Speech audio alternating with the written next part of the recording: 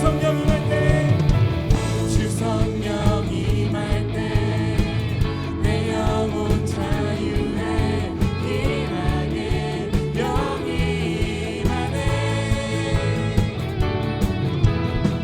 주 내 안에서 뛰놀며 춤추리 외양간 송아지같이 다시 한번 주 성령 임할 때 주 성령 임할 때 내 영혼 자유해 희락의 영이 임하네 주 내 안에서 뛰놀며 춤추리 외양간 송아지같이 아멘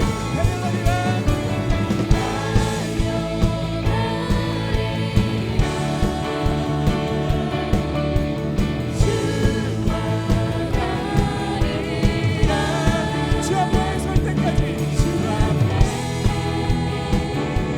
설 때까지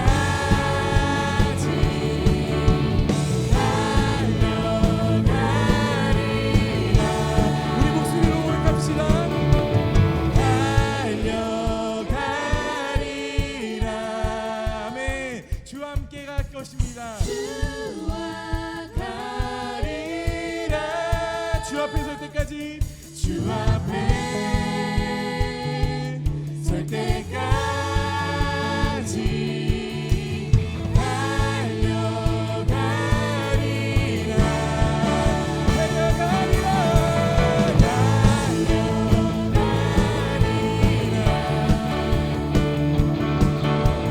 주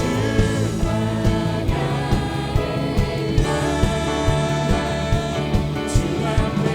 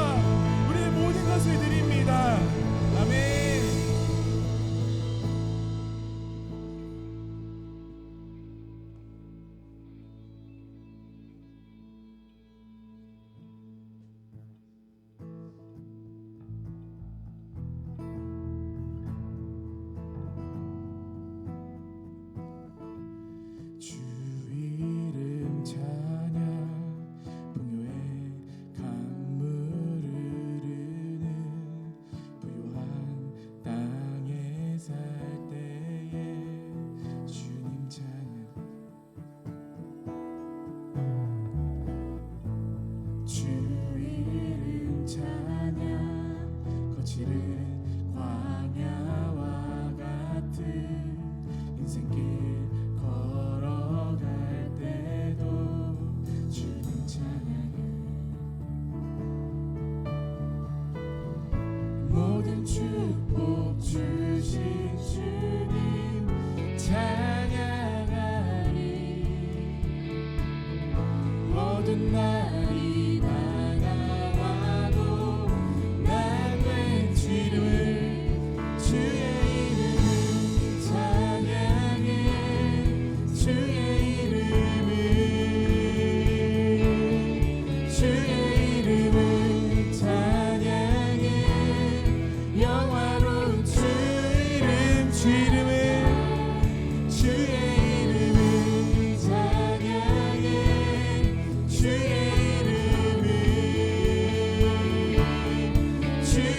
이름을 찬양해. 영화로운 주 이름 찬양.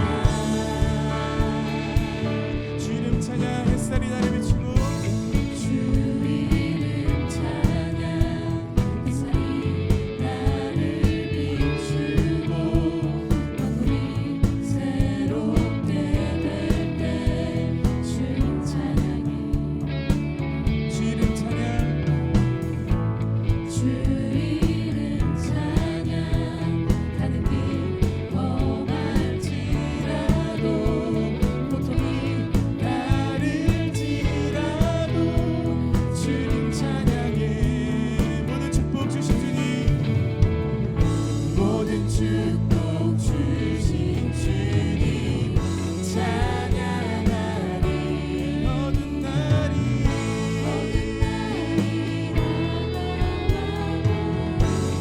다시 한번 모든 축복 주신 주님, 모든 축복 주신 주님 찬양하리. 모든 날이 다가와도 난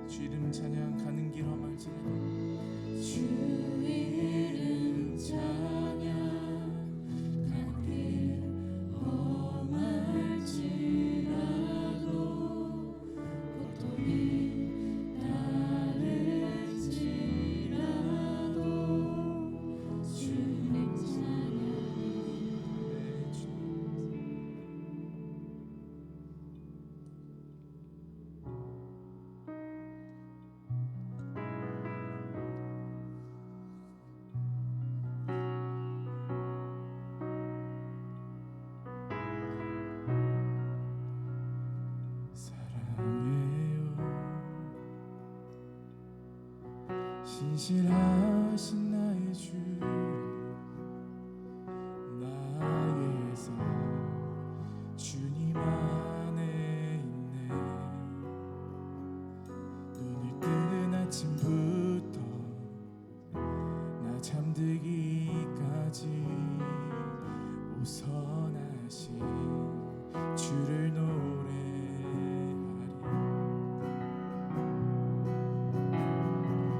사랑해요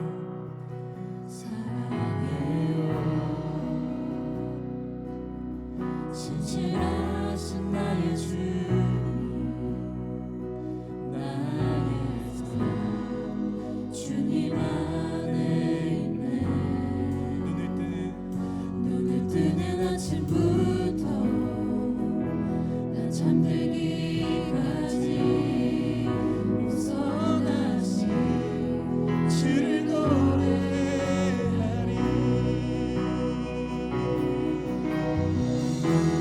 내 평생 신실하신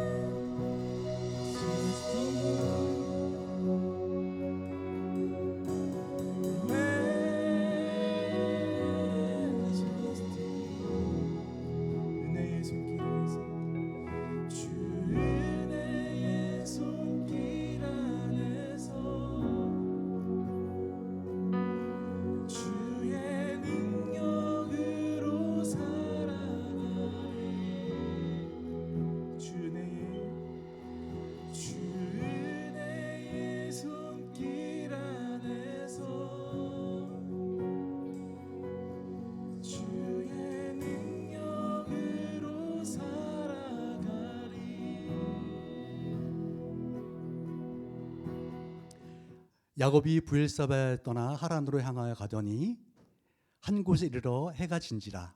거기서 유숙하려고 그곳에 한 돌을 가져다가 베개로 삼고 거기에 누워 자더니 꿈에 본즉 사닥다리가 땅 위에 서 있는데 그 꼭대기가 하늘에 닿았고, 또 본즉 하나님의 사자들이 그 위에서 오르락 내리락 하고, 또 본즉 여호와께서 그 위에 서서 이르시되 나는 여호와니 너의 조부 아브라함의 하나님이요 이삭의 하나님이라.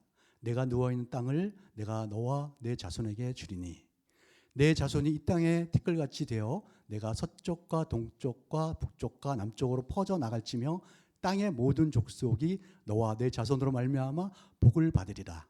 내가 너와 함께 있어 내가 어디로 가든지 너를 지키며 너를 이끌어 이 땅으로 돌아가게 할지라. 내가 내게 허락한 것을 다 이루기까지 너를 떠나지 아니하리라 하신지라. 아멘.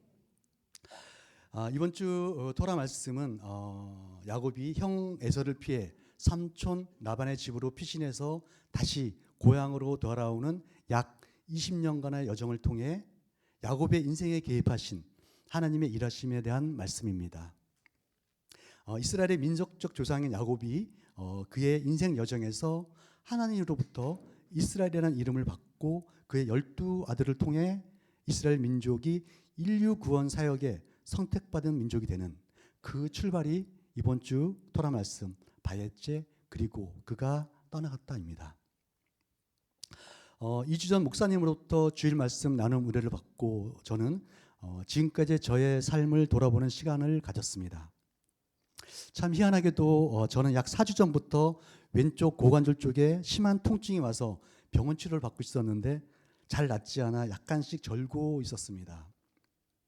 저의 토라 말씀 나눈 본문이 야곱의 여정인 것을 보고 더 깊이 묵상하라는 사인으로 받기도 했습니다. 하나님께서 직접 야곱의 인생에 개입하셔서 하나님의 역사를 이루시는 과정에서 하나님의 위대하시고 신실하심을 보면서 저의 인생에서 하나님의 인도하심을 다시 한번 되돌아보는 시간을 가졌습니다. 성경의 수많은 인물들 중에 야곱만큼 파란만장하고 고달픈 인생을 살았던 인물은 드물 것입니다. 성장기에는 여러모로 뛰어난 형으로 인한 아버지로부터의 차별 대우, 삼촌 라반을 만나 수없는 삼촌의 속임과 부당 대우 속에서의 20년간의 세월, 야복강 강가에서 형 에서로 인한 죽음의 공포에서 식솔들을 먼저 보내고 보낸 하룻밤, 셋째 부인과 그의 아들의 간통, 가장 사랑했던 아들 요셉의 죽음의 고통 등등 이루 말할 수 없는 그런 고난의 연속적인 삶이었습니다. 그러나 하나님께서는 그런 야곱의 삶에 직접 개입하셔서 그의 12아들을 통해 이스라엘의 지파가 펼쳐지도록 하셨습니다. 오늘 저는 세상의 기준의 잣대로는 철저히 실패한 61세 황검을 맞은 저의 인생 여정 속에서 야곱의 인생을 만들어 가신 그 동일하신 하나님의 인도하심을 나누고자 합니다. 저의 지금까지의 인생을 돌아보면 저는 제 인생의 여정에 3번의 큰 변곡점, 터닝포인트가 있었다는 것을 생각하게 되었습니다. 세상의 기준의 저의 현재까지의 성적표는 제가 운영했던 법인체 1개 파산, 개인사업자 11개 폐업, 개인적으로 파산 1번과 개인회생 1번, 지금까지 거쳤던 직장만 30여 곳, 영업을 위해 보유했던 명함만 50여 개, 갚아나가야 할 적지 않는 금액의 채무, 자그마한 빌라 월세 거주, 현재 조그마한 중소기업 물센터 근무, 현실적으로나 경제적 여건이 더 이상 좋아질 희망 보이지 않음. 이것이 저희 61년 살아온 세상 가치에 의한 성적표입니다. 저는 강원도 산골에서 일남 이녀 중 둘째로 태어나 평범한 학창시절을 보내고 특이하다면 당시 저희 가족의 생계는 어머님이 책임지고 있었습니다. 저는 대학 졸업 후 첫 직장에서 선임사원으로부터 재개발 아파트 추사 사기에 휘말려 약 1억여 원의 금전적 손실을 입게 되었습니다. 이 사건이 저의 인생의 첫 번째 변곡점이었습니다. 그 후 저의 인생의 진로는 완전히 다른 방향으로 전개되었습니다. 봉급생활자로는 이 빚을 감당할 수 없을 것 같아 사업의 길로 접어들게 되었고 오히려 이전보다 빚이 더 늘어난 상태가 되었습니다. 그러던 와중에 세상의 가치와는 다르게 하나님의 나라의 모든 가치를 두고 살아가는 현재 저의 아내를 만나게 되며 결혼을 하고 가정을 꾸리게 되었습니다. 결혼해도 저의 하는 일은 나아지지 않았고 하는 일마다 이런저런 이유로 막히게 되었습니다. 시시콜콜 다 말씀드릴 수는 없지만 돌이켜보면 정말 힘든 시간들이었습니다. 특히 누구보다도 저희 어머니와 아내가 힘든 시간을 보냈을 것입니다. 저는 당시 하던 일이 안 되면 다시 새로운 일을 진행하면서 그에 대한 희망으로 분주히 움직이고 있을 때라 어려움이나 그런저런 부분들의 체감이 덜했을 거라고 생각되어집니다. 저희 삶 속에서 고난을 함께한 두 명의 여자로 인해 저는 지금 여기 있다고 해도 과언이 아닐 겁니다. 대부분의 남자들이 다 공감하는 아내와 저희 어머니인데요. 어머니는 제가 어릴 적 감명 깊게 읽은 아낌없이 주는 나무라는 책에 나오는 바로 그 아낌없이 주는 나무셨습니다.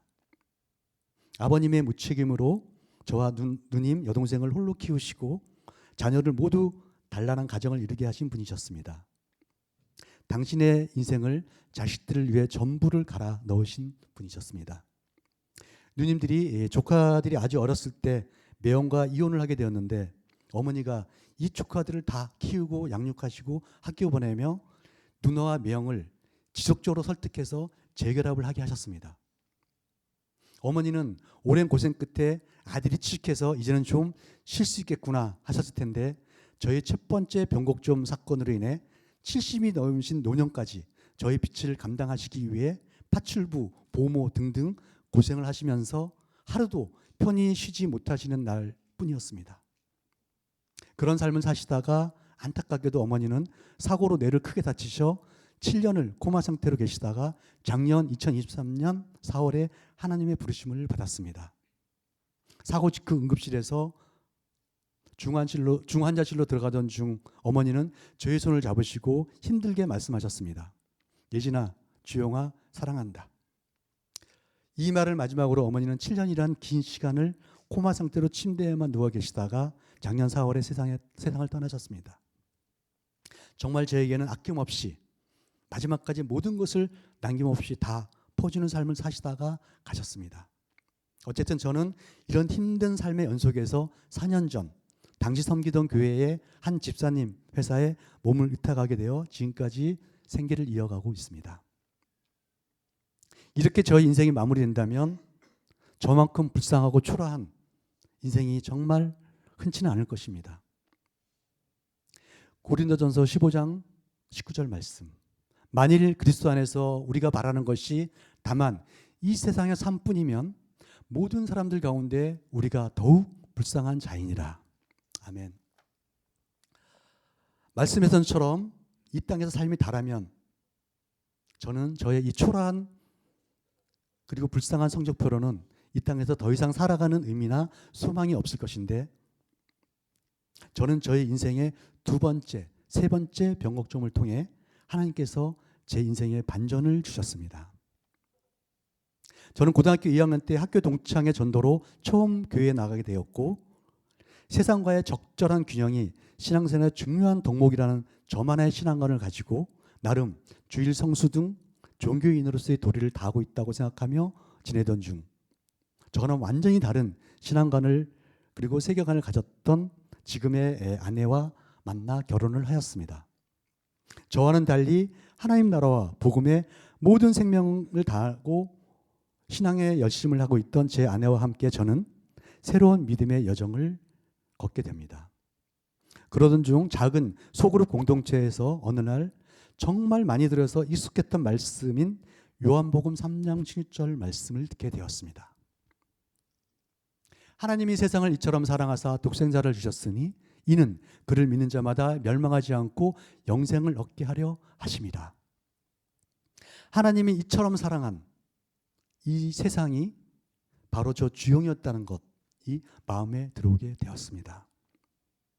그동안 저는 창세기 1장 1절 말씀 태초에 하나님이 천지를 창조하시니라 이 천지를 창조하신 무소불위의 전능자 하나님을 인정하며 하늘에 계신 하나님을 믿고 20년간 신앙생활을 해오다가 이 전능의 하나님께서 저에게 들어오셔서 저와 교제하시고 저의 인생에 관심을 가지시며 저의 삶을 인도해 나가신다는 믿음이 확 들어왔습니다. 세상 만인의 하나님에서 나의 하나님으로 만난 사건이었습니다. 요한복음 1장 29절 말씀. 보라, 세상 죄를 지고 가는 하나님의 어린 양이로다. 이 예수께서 지고 가시는 이 세상의 죄가 저의 죄로 여겨졌습니다. 대중들을 대상으로 기록된 것 같았던 하나님의 말씀이 바로 나를 향하신 주님의 개인적인 대화와 부르심으로 들리기 시작한 것이었습니다. 이것이 제 인생의 두 번째 변곡점이었습니다. 20년간 신앙생활을 해오면서 가졌던 많은 의문들과 신앙 지식들이 마치 흩어져 있던 수많은 퍼즐 조각이 맞춰지는 그런 느낌이 들었습니다. 사랑의 하나님이라고 말들은 하는데 그 사랑이 나에게는 별로 느껴지지 않았었고, 악인과 의인의 구분이 성경적 지식으로는 인정하는 척했지만 마음 깊은 곳에서는 도저히 동의할 수 없었으며, 하나님은 세상 속의 고통과 고난 속에 놓여진 당신의 백성들 하나하나의 아픔에 진정 관심이 있으신가 하는 등등의 의심과 퍼즐 조각들이었습니다. 근데 저의 마음에 들어오신 하나님은 언제나 저에게 크나큰 사랑과 관심으로 지금까지 저의 삶을 인도해 주셨음을 깊게 깨닫게 되었습니다. 육신의 어머님의 사랑을 통해 현숙하고 참고 인내할 줄 아는 사려 깊은 아내를 통해 순간순간 수많은 하나님의 사랑의 흔적들이 저에게 느껴지고 알게 되었습니다. 내가 만든 선함의 기준으로 나를 가득 채웠던 나에게 하나님의 관점에서의 선과 악을 알게 해주셨습니다. 이후 저의 삶은 많은 부분이 다르게 보이기 시작했습니다. 처한 현실적인 상황은 여전히 어렵고 막막한데 고린도전서 10장 13절 말씀, 사람이 감당할 시험 밖에는 너희가 당한 것이 없나니 오직 하나님의 미쁘사 너희가 감당하지 못할 시험 당함을 허락하지 아니하시고 시험 당할 즈음에 또한 피할 길을 내사 너희로 능히 감당하게 하시느니라. 아멘. 이 말씀이 실제 저희 삶 속에서 이루어져 가는 경험을 하게 되었습니다.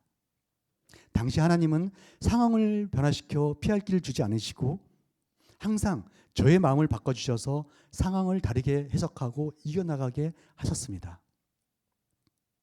제가 수원 사업장을 오픈하고 수원으로 이사가기 전에 서울에서 출퇴근하였는데 어머니께서는 당시 강남 어느 부잣집 아이를 돌보는 보모 일을 하시면서 주말에 집으로 오시고 월요일에 출근하시는 삶을 사셨었습니다.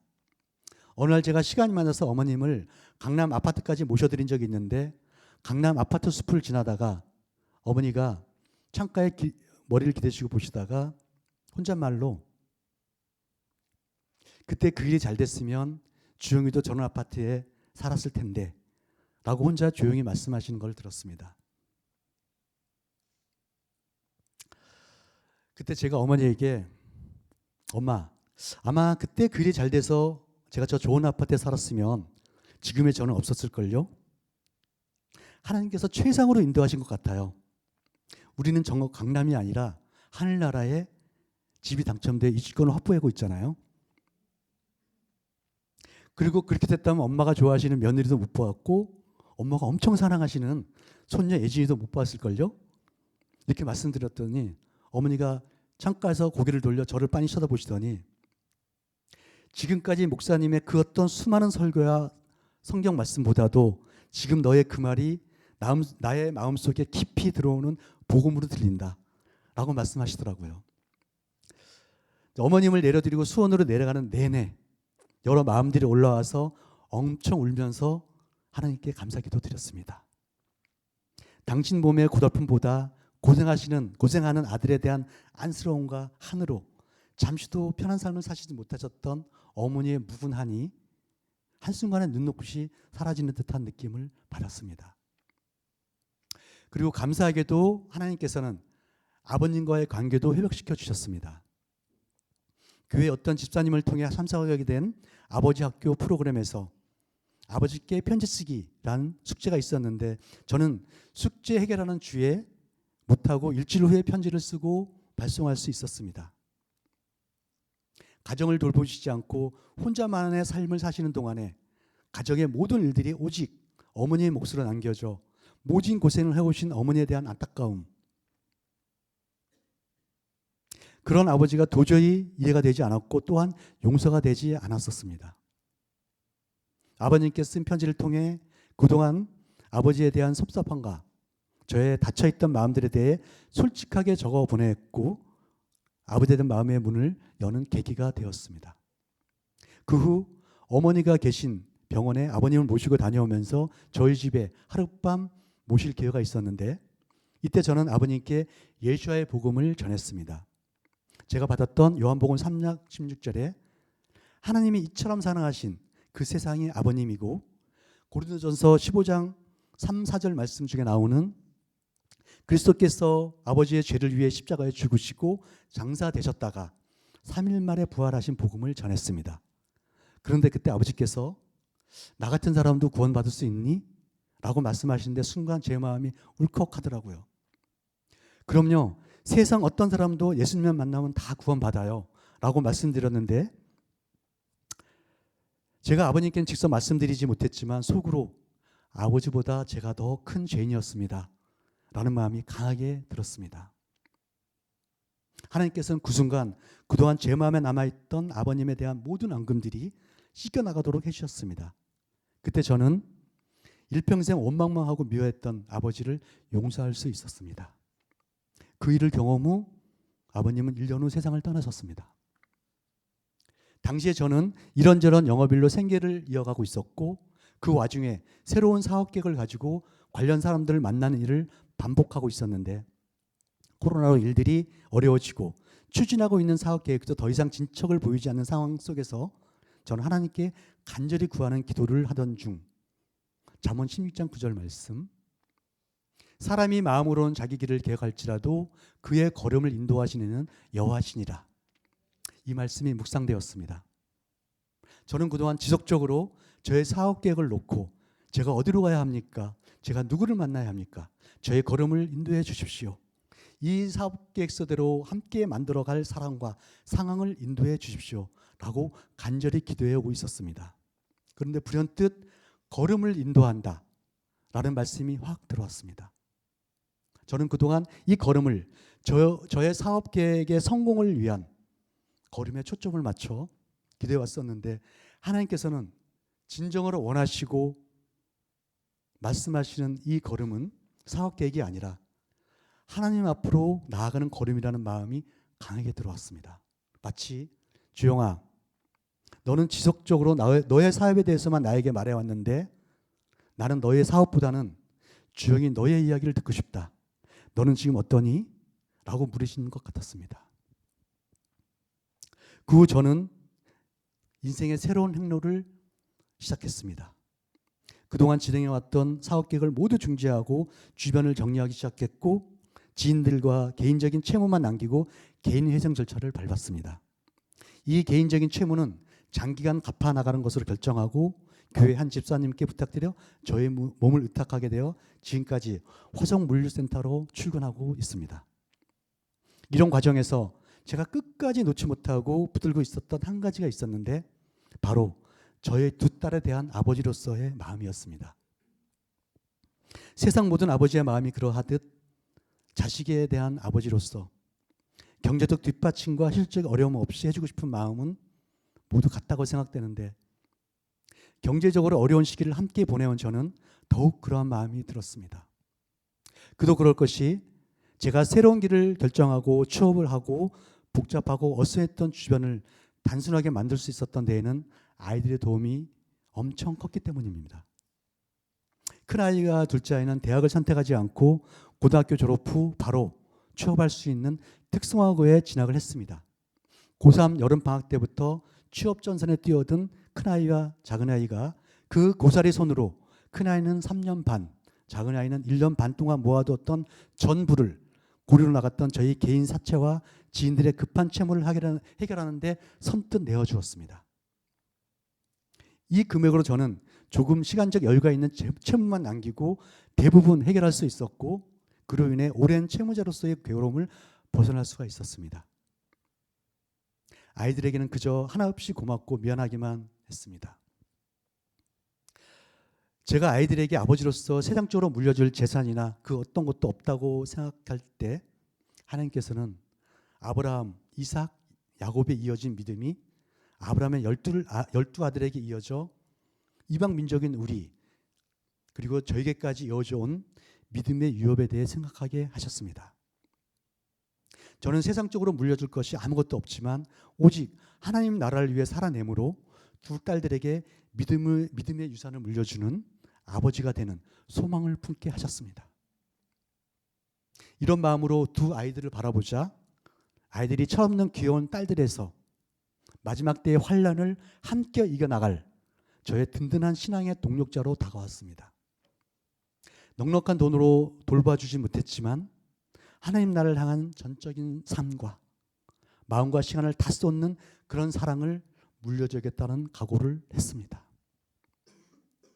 지금까지 61년의 저의 인생을 돌이켜보면 하나님께서는 뒤틀리고 엉망진창이 되어버린 도저히 희망이 보이지 않던 저의 인생을 회복시키고 바로잡아 가시어 저로 하여금 희망을 품게 하시는 하나님의 인도하심의 여정이었음을 느낍니다.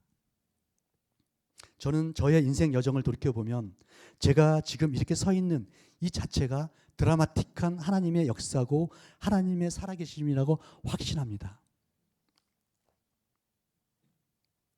세상적으로 철저히 실패한 제가 하나님의 사랑으로 가정을 이루어 가족 공동체 교회를 이루게 하시고 함께 하나님 나라를 꿈꾸게 하셨습니다. 실패한 중년 가장으로 부족하고 결점투성인 저를 원망하거나 무시하지 않고 제사장의 옷을 입혀주고 귀하다고 여겨주는 가족들, 부족한 저를 항상 반갑게 미소로 맞이해 주시는 한세사람 교회 성도님들, 나약하고 허점 많은 저를 귀하다 여겨주시고 하나님 사랑으로 대해주시는 강대희 목사님과 사모님, 이 모두가 저에게는 저의 인생에 개입하시고 역사하시는 하나님의 사랑의 확증입니다. 이제 저에게 들어온 이스라엘에 대해 말씀을 이어가겠습니다. 2년 전 2022년 8월에 느닷없이 제 아내가 계명을 하려고 하니까 허락해 달라고, 그리고 그 절차를 진행해 달라고 했습니다. 계명의 마음을 받은 자매의 이야기를 다 듣고 저는 오은화에서 오알리아로 계명을 접수하고 대략 2달 반 정도 안에 계명 허가 판결문을 받고 아내에게 전달해 주었습니다. 그리고 저는 아내가 이름을 바꿔서까지 받은 그 이스라엘에 대한 마음이 새삼 궁금해졌습니다. 무엇이 아내를 이렇게까지 하게 만들었는지 알고 싶었습니다. 이전까지 저에게 이스라엘은 부정도 그렇다고 긍정적이지 않은 이방 교인들이 흔히 가지고 있는 수많은 선교 대상 열방 중 하나, 선교의 마지막 종착지 정도로만 여기고 있었습니다. 아내의 계명과 더불어 저는 이스라엘에 대한 책과 강의들을 찾아보면서 그 이유에 대해 찾기 시작했습니다. 그러다가 저는 성경 속에서 일일이 다 열거하기도 어려울 정도로 많은 곳에서, 아니 성경 전부가 이스라엘에 통한 주님의 말씀이시고 일하심이며 이방교회는 이것을 보면서 하나님의 역사하심을 알게 되는 것을 깨달았습니다. 예수님께서는 유대인의 왕으로 다시 오시고 그 나라를 다스리는 것이 하나님께서 이스라엘에게 하신 언약의 성취임을 알게 되었습니다. 그동안 구약에 나오는 이스라엘을 나로, 어떨 때는 교회로 대체해가며 읽어 은혜를 받았다고 생각했던 제 자신이 부끄러웠습니다. 성경 속에서 이스라엘이 얼마나 중요한 나라인지를 알게 되었습니다. 성경에서 전 세계의 나라들을 이야기할 때 이스라엘과 그 외 열방으로 표현된 것이 당연하다고 느껴졌습니다. 하나님께서 선택된 민족이지만 2000년 전에 오신 예수와를 몰라보고 십자가에 못 박은 죄를 범함으로 하나님의 은혜가 이방 교회로 옮겨져 넘어오게 되었다는 저의 생각이 얼마나 엉터리였고 말도 안 되는 생각이었는지 알게 되었습니다. 저의 눈이 가려져 한 번도 생각해 본 적이 없었던 하나님의 속성, 신실하심. 한 번 맺은 언약은 하나님의 이 신실하신 성품으로 인해 절대로 변하지 않는다는 것, 이것을 저는 생각하지 못했습니다. 하나님께서는 이스라엘 민족을 한 번도 버린 적이 없으시고 오히려 인류 구원의 큰 역사를 이루기 위해 이스라엘 민족의 눈과 귀를 가려 2000년 전의 예수와를 강권적으로 못 알아보시게 하신 것, 그 이후 이스라엘 민족이 겪게 되는 고난 등등 모든 것이 하나님의 계획이었다는 것, 심지어 예수와의 십자가 복음도 먼저는 유대인을 위한 것이었다는 것, 구약 전체 이스라엘 향한 하나님의 말씀을 그동안 나와 교회에만 적용했던 것을 말씀 그대로 이스라엘에게 돌려주게 되었습니다. 그러자 나의 하나님에 머물러 있던 저의 신앙의 지경이 이스라엘의 하나님으로 넓혀지게 되는 경험을 하게 되었습니다. 그러던 중 당시 다니던 교회 공동체 모임에서 제 아내가 말씀을 나누면서 이스라엘이 마지막 때 얼마나 중요한지에 대한 견해들이 문제가 되어 교회를 나오게 되는 상황에 처하게 되었습니다. 수원으로 이사가서 교회를 수원으로 옮긴 2년 반 정도를 빼면 아내는 약 30년, 저는 약 20년 이상을 섬겼던 교회인데 이 오해와 무지로 인해 관계가 파괴되어 정말 가슴 아프게 다가왔습니다. 이렇게 저희는 2023년 1월 이스라엘로 인해 교회를 떠나게 되었습니다. 그리고 그 후 저는 목동의 한 작은 개척교회를 옮기고 저는 다시금 신앙을 점검하는 시간을 가졌습니다. 이스라엘로 인해 교회를 나오게 되었는데 기존과는 달라야 된다고 생각했습니다. 저는 그래서 그 후 두 가지 결단을 하게 됩니다. 첫째는 저의 일상에서 매일 1시간을 구별해 하나님께 올려드리고 했습니다. 매일 밤 10시 30분부터 11시 반까지 시간을 구별하여 기도를 드렸습니다. 또 한 가지는 하루의 대부분의 시간을 보내는 직장에서 아침 회의를 끝내고 바로 직원들 앞에서 통성기도로 대표기도하고 하루를 시작하기로 했습니다. 당시 저 포함 7명 정도의 작은 인원이었고 이 중 교회에 나가는 사람은 저 외에 한 명도 없었기 때문에 직원 모두에게 양해를 구했습니다. 물류회사 특성상 매일 아침 회의 때 그날의 업무 회의를 하고 각자 맡은 자리로 투입되는데 투입되기 바로 전에 제가 하나님께 기도를 드리고 업무를 시작하게 되었습니다. 제가 이 회사에서 얼마 동안 근무하게 될지 모르지만 퇴사하는 날까지 이 기도는 멈추지 않으려고 합니다. 이 조그마한 두 가지 결단을 통해서 하나님 아버지는 저에게 많은 영적 축복과 지경을 넓혀 주셨습니다. 새로운 교회를 구하며 이스라엘에 대한 마음으로 기도를 하기 위해 한 집회에 참석했을 때 이스라엘과 그곳 사역자를 위해 기도하게 되었고 그때 한참을 축복 기도를 드리고 있었는데 제 마음속에 알 수 없는 슬픔과 아픔이 들어와서 눈물이 멈추질 않았습니다. 그때 갑자기 이사야 41장 10절 말씀이 떠올랐습니다. 두려워하지 말라 내가 너와 함께함이라. 놀라지 말라 나는 내 하나님이 됩니다. 내가 너를 굳세게 하리라. 참으로 너를 도와주리라. 참으로 나의 의로운 오른손으로 너를 붙들리라. 이 말씀이 마치 갓 태어난 어린아이가 앞으로 겪게 될 고난을 안타까워하며 아이에게 말하는 아버지의 마음이 느껴졌습니다. 눈에 넣어도 아프지 않을 그 아이의 그 사랑스러운 아이가 다음에 태어날 동생으로 인해 겪게 될 고난, 그 아픔이 아버지로서의 아픔이 그대로 느껴져 제 마음에 들어왔습니다.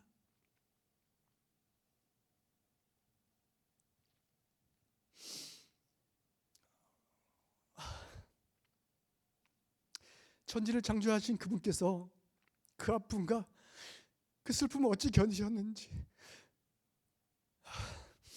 무소비례한 절대 하나님께서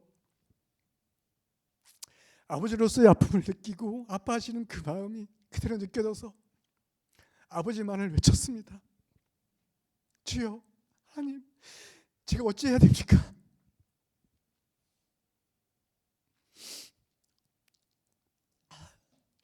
이 동생을 살리려면 형을 희생해야 되는,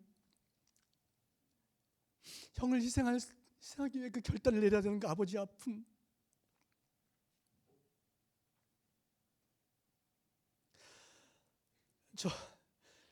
저는 아버지께 제가 어떻게 해야 됩니까? 계속 물었습니다.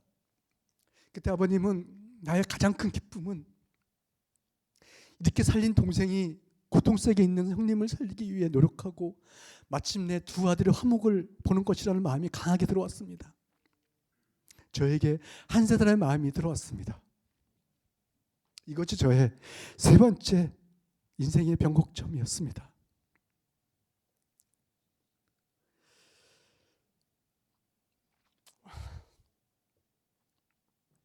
오늘 토라포션 본문에서도 이와 같은 구절을 보게 하셨습니다. 창세기 25장 15절 말씀.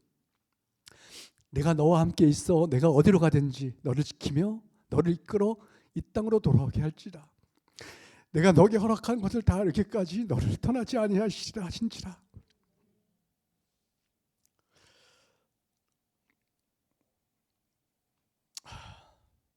지난주 말씀 묵상을 하면서 저의 세 번째 터닝 포인트와 같은 말씀을 보게 하셔서 너무 감사했습니다. 제가 테라포션 이 파트를 맡게 된 것이 하나님의 예배하심으로 알게 되었습니다. 저는 이 세 번째 변곡절을 맞이하면서 저는 성경의 모든 해석과 내용이 에아드 한 사람의 관점에서 보이기 시작했습니다.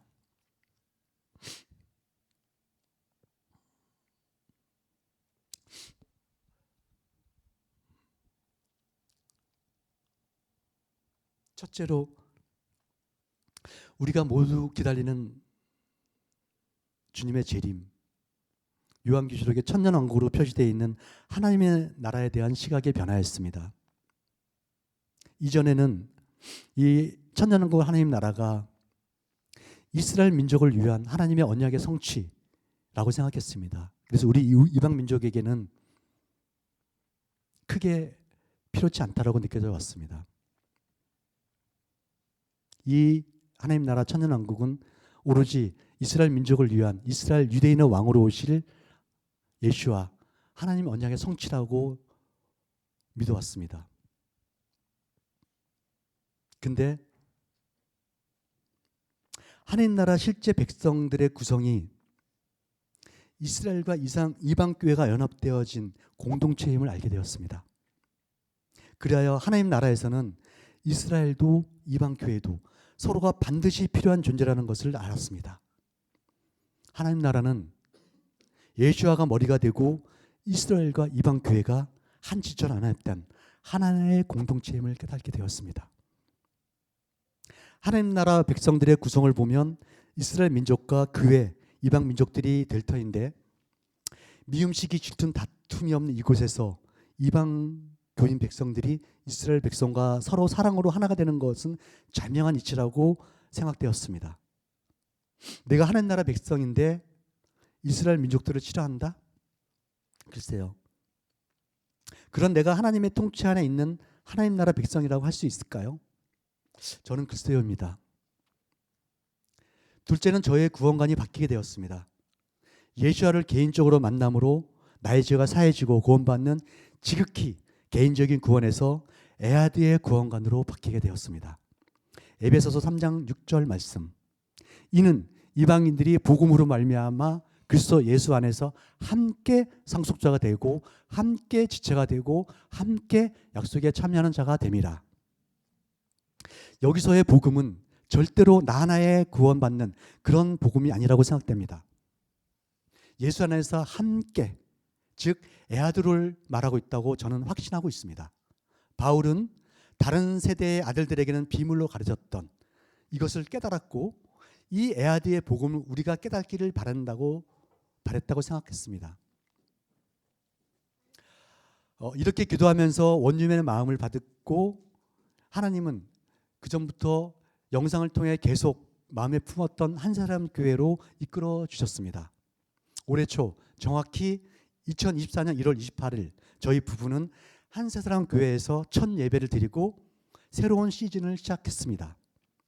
이후 4월에 저희 두 딸도 합류를 하여 가족 전체가 함께 한 교회에서 4년 만에 예배를 드리게 되었고 저희 가정은 그동안 수요일에만 예배를 드려왔는데 금요일 안식일에도 샤bat 예배를 드리기 시작했습니다.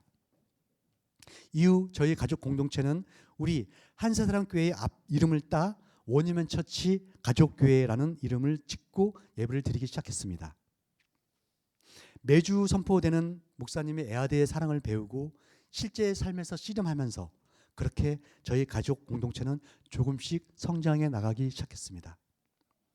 그 후 7월에 저희 가족은 2차 이스라엘 방문을 했는데 1차 때와는 다르게 강대희 목사님과 한세상교회 성도님들의 기도로 지원받으며 수도 예루살렘을 포함해 이스라엘 북쪽 사페드라는 도시부터 최남단 에일랏 도시까지 이스라엘 전역 주요 도시를 돌면서 예수와 어린 양의 문구를 인쇄한 스티커를 붙이는 전도 여정을 가졌습니다. 너무나 큰 감동의 시간이었습니다. 또 아내와 두 딸은 일본 집회에서 중보기도 때 특별한 경험을 하게 하시어 은혜를 더욱 풍성하게 하셨고, 대만 집회를 통해 한세랑교회 전 성도님들과 같은 깊은 애아들을 경험했다고 했습니다. 그리고 교회에서 헤븐 어싱과 연합으로 진행된 국토 종당 땅받기 기도에 아내와 작은 딸이 하루 참석하면서 여기서 받은 은혜가 이어져 저희 가족은 올해 9월 17일 추석 당일에 목포에서 임진각까지 일본 국토 땅받기 기도를 은혜로 올려드리게 되었습니다. 이때 목사님과 성도님들의 기도에 힘입어 17시간 예배를 경험하게 되었습니다. 이제 제 인생 여정에서 3번의 병문점을 통한 하나님께서 굽이굽이 인도하시고 함께 오신 저의 간증과 말씀을 마무리하고자 합니다. 야곱의 인생을 인도하신 하나님이 제가 경험한 하나님과 동일하신 분이고 한결같으신 분임에 감사드리고 2주간의 귀한 시간을 저는 쩔뚝거리는 다리로 기쁘게 보내게 되었습니다.